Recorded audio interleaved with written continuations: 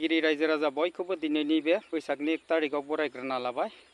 नोंथांमोना आंनि धीरेन बसुमतारी इउटुब चेनेलखौ दासिमबो साबस्क्राइब खालामाखै अब्ला साबस्क्राइब खालामना होबानो जाबाय। आं दिनै बैसागनि 1 तारिखआव गामियाव बाथौ दुमनायनि मुङै आरज गाबनाय एबा मोनथिना रायनायखौ नोंथांमोननो देखायगोन, जाहाथे नोंथांमोना फारसेनिफ्राय नायलांबानो जाबाय। थ' बिदिबाना भिडिअखौ नायग्रोनोसै, बिनि उनाव सावरायगोन।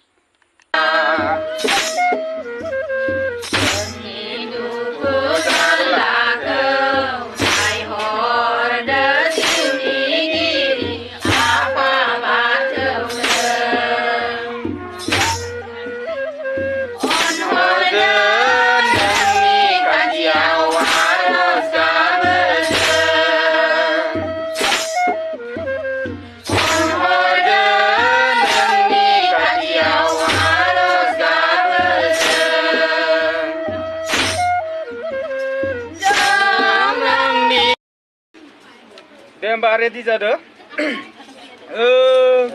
हि क्लि से हि क्लि से हि क्लि से हि क्लि से हि क्लि से। हे आफा सोरजिगिरि बोराइ बाथौ, दिनै जों नोंखौ नोंनि गोथार थानसालियाव नोंनिनो आंगो फिसाफोर लोगोसे लाफानानै जों बयबो जयपुर गामिनि रायजो राजा आइ आफा गासिबो ज' जाना गोसो गोरबो बावनानै नोंनिनो सोरजिनाय बायदि बायदि गोदै गोथाव फिथाइ सामथाइ बिबार बिलाइ बावनानै खुलुमबाय सिबिबाय गोसो गोथारै।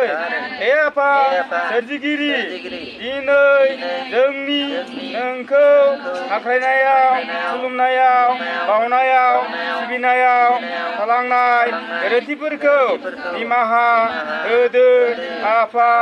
नों जोंखौ नोंनि फिसा होनानै अनज्रायदो आफा।